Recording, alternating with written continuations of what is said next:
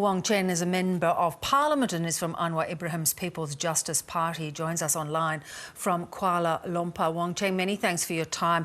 Now, all of your party MPs have been on hold for a meeting this evening. Have you had a chance to get together? Has there been any progress on Mr. Anwar's statement of earlier today? At the moment, we are just waiting for further instructions, but we've been on the WhatsApp chat a lot, as you can imagine. And tell me, on that chat, are you convinced that Anwar Ibrahim does have the numbers to unseat this government? No, we are absolutely very hopeful and cautiously optimistic that we can form a government in the next few days. However, there is a process that we have to go through, and that is Anwar having to have an audience with the king first. And in that meeting, Anwar has to show proof that he has majority of the MPs with him. So what proof is he going to provide to the king? Normally, in this kind of situation, the proof will come in a form of statutory declaration signed by the MPs. So in this case, he would show the king that he has these declarations in the majority. He hinted at that press conference today that he had up to 2/3 of a majority. Now, that would be significant. Does he have those numbers? I think he said that it's close to two-thirds. So if he has those numbers in the form of statutory declarations, then the king will have to give him a proper audience. And then, on the other hand, the king also needs to give an audience to the current Prime Minister. And that's the process we have to go through. Yeah. Of course, the king is currently in hospital. It is not a serious issue, but he could be there for another day or two. Did Anwar mistime this announcement? No, it's just a process. It has to be done because historically and culturally, it is kind of sensitive, and the king should be given the first option, or at least the first look into the numbers before proceeding to call either Anwar or Muhyiddin further to form a new government or not. So I think that's just a culturally sensitive thing to do. Indeed. What is the sense of whether Mr. Muhyiddin will try and push for a snap poll? I don't think that's Muhyiddin's interest to have a snap poll, because his party is relatively young, and I don't think they're not that strong. And an early election will probably result to benefit UMNO and PAS more than Bersatu itself, his own party. So a snap poll is definitely not in his interest. Yes, it's just 7 months since Mr. Muhyiddin's party and coalition came into government. Is there a sense of that perhaps now is Anwar Ibrahim's time? It has been a long time coming. I think there is a lot of complaints from his own backbenchers, Muhyiddin's own backbenchers, and that in particular we've been hearing coming from the UMNO side and other smaller parties, in the sense that there is no concept of true policy or true direction.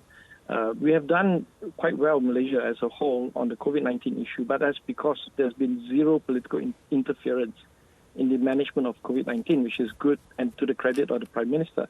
But overall, there doesn't seem to be any real policy on local elections or even concepts such as economic basic issues.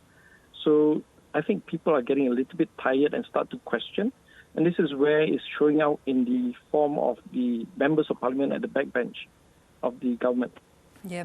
What is your sense of timing now after the announcement today? How soon do you think Anwar might get an audience with the king? Well, we wish His Majesty a speedy recovery and hope that an audience can be granted to Anwar possibly as soon as tomorrow. If not, I think this matter should resolve itself sometime this weekend, I think, by latest. Well, I bet that WhatsApp group's going to keep very busy. Appreciate you joining. Absolutely. I wish I could jump on it. Wong Chen, good to talk. Thank you so much. Thank you. Well, Ibrahim Suffian is the co-founder of opinion research firm Merdeka Centre, and he joins us live now from Kuala Lumpur. What an interesting day. What is your sense of Anwar Ibrahim's conviction now that he has this opportunity to form government? Well, I think there's a great deal of surprise as well as anticipation. After Anwar made the announcement this morning, and people have been trying to find out exactly how many MPs he has on his side and where will he get the additional MPs that he claims that he can form a majority. we do know that he has 91 MPs from within his coalition. But in his announcement, I think people have been analyzing this, and people are saying that he didn't mention Dr. Mahathir's small group of party, nor did he specifically mention the opposition party that's currently running the state of Sabah. And so the widespread speculation is that the numbers are going to come from members of the current ruling coalition, presumably UMNO. And this is aided by the statement from UMNO President today, Zahid Hamidi, which says that the party cannot stop if its members of parliament were to support Anwar Ibrahim. And so that is, I think, the anticipation right now in terms of where Anwar might be able to pull support.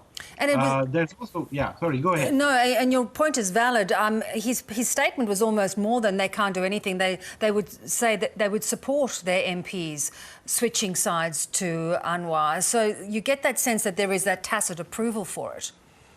Certainly, there is a tacit approval to allow for this. But in the afternoon today, some MPs from UMNO that are serving as ministers in Muhyiddin Yassin's government have come out to say that they support the Prime Minister.